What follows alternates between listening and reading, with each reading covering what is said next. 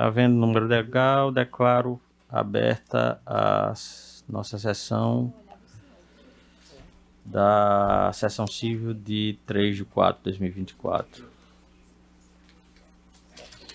Presentes: Dr. Eduardo Pinheiro, desembargador Cláudio, desembargador Expedito, desembargador João Rebouças, desembargador Vialdo, doutora Marta Daniele, desembargador Vigílio, desembargador Ibanez, desembargador Cornélia, desembargadora Lourdes, desembargadora Berenice. Nós temos um processo apenas em pauta, a reclamação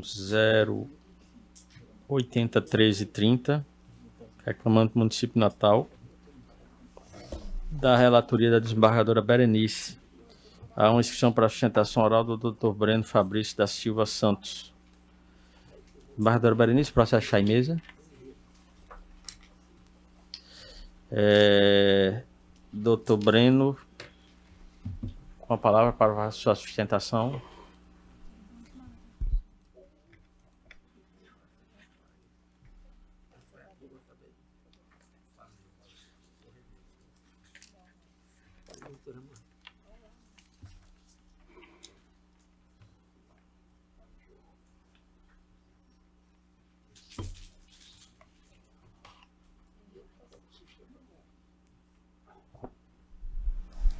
Bom, muito bom dia a todos.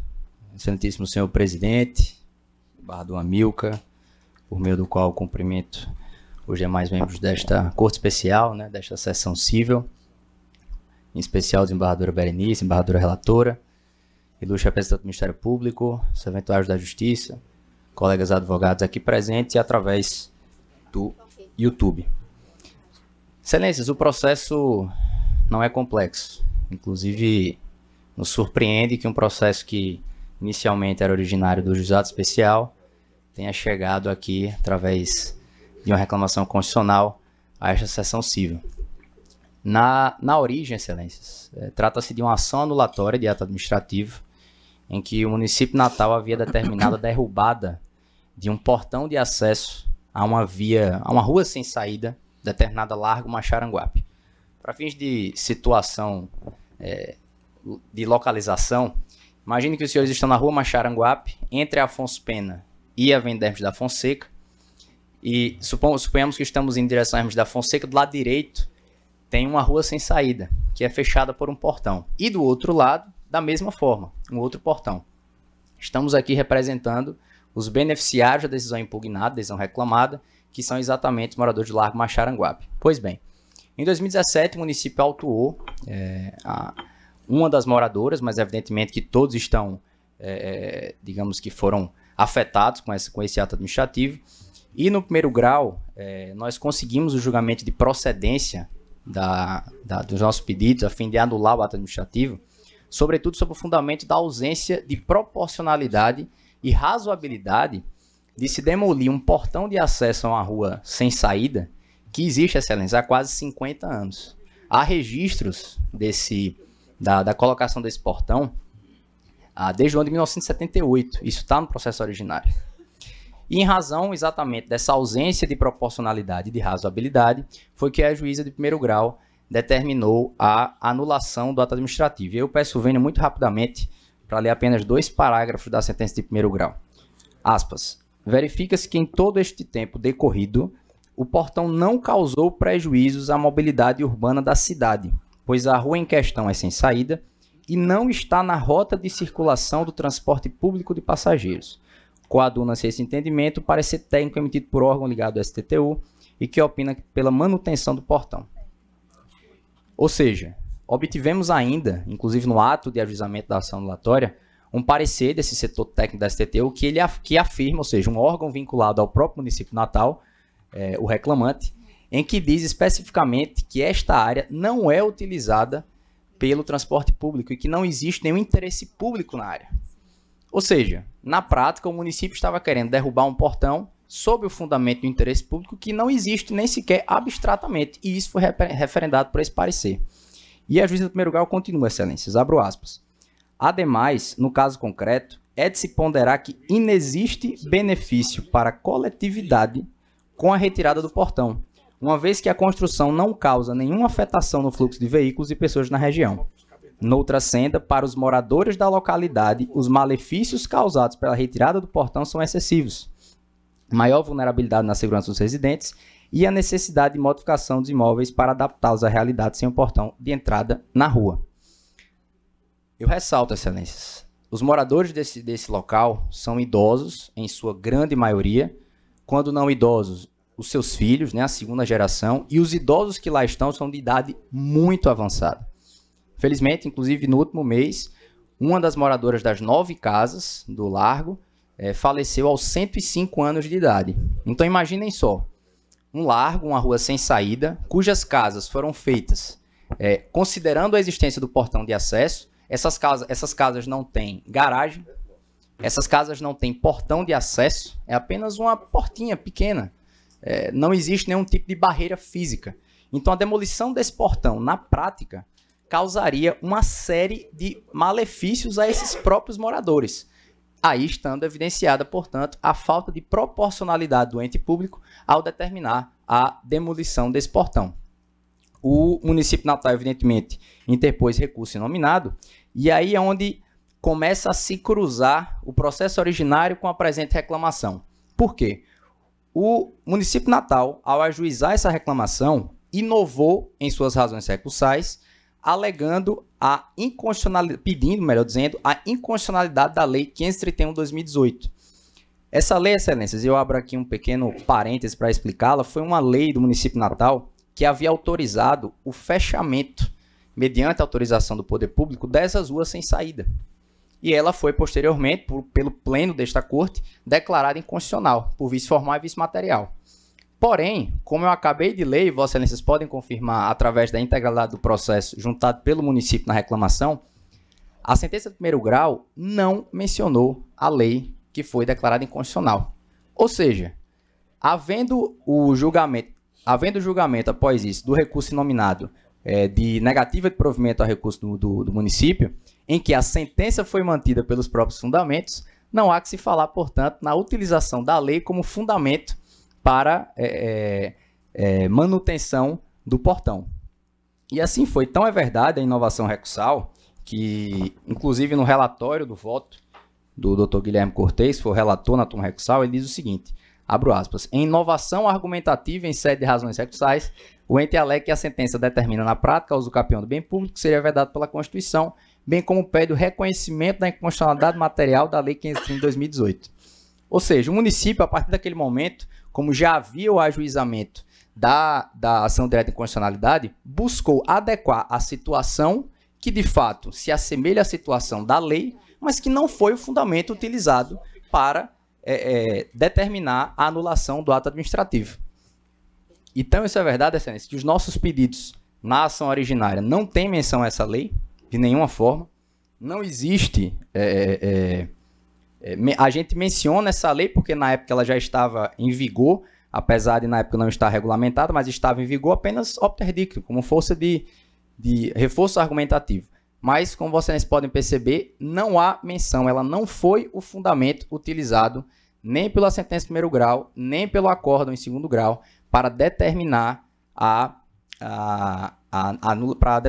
anulação do ato administrativo. E foi com base nisso, excelências, que o município de Natal, portanto, pelo permissivo legal do 988, inciso 4º do CPC, ajuizou a presente reclamação constitucional que foi distribuída a esta seção cível, alegando que, em virtude do julgamento de declaração de constitucionalidade da ADI, que declarou, melhor dizendo, a inconstitucionalidade da Lei Bairro Seguro, isso se amoldaria, a declaração de constitucionalidade se amoldaria à situação do caso concreto, sendo que, excelências, para que seja feito esse controle através desta corte, dessa decisão, era essencial que o fundamento fosse a lei que fosse declarada inconstitucional, e não foi o que aconteceu nos autos. De modo que não resta, portanto, em que pesa o esforço do município para encaixar, para utilizar a lei como a declaração de constitucionalidade como subterfúgio, não foi a situação, não foi a lei, não foi fundamento no caso concreto. Então, de forma bastante breve, excelências, que o caso, como eu havia dito, não é complexo, é que nós reiteramos na condição de terceiros interessados, ou seja, beneficiários da adesão reclamada, nós reiteramos o pedido de improcedência da reclamação constitucional. Muito obrigado. Com a palavra a relatora.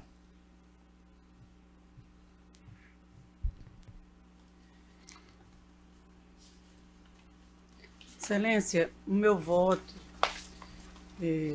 trazendo todos esses argumentos que o próprio advogado expôs, eu trago dizendo que o caso em comento diz respeito à rua, como já foi explanado, que é perpendicular à rua Macharanguape, situada em Tirol.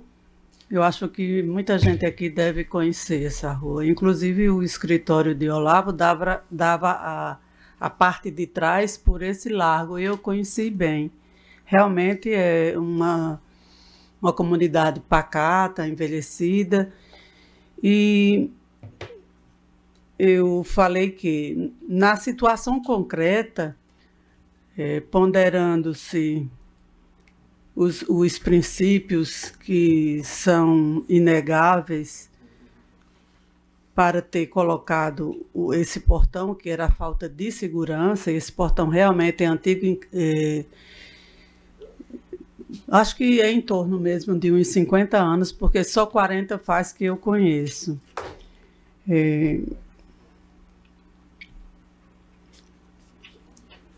Então, na situação concreta, ponderando-se os referidos princípios, é inegável que, uma vez colocado o portão antes da superveniência da lei declarada inconstitucional, bem como em atenção ao dever de segurança e permanência de outros portões nas proximidades, em ruas sem saída, como é o caso do Largo, com apenas 9 casas, deve-se realizar eu não sei usar essa palavra em inglês.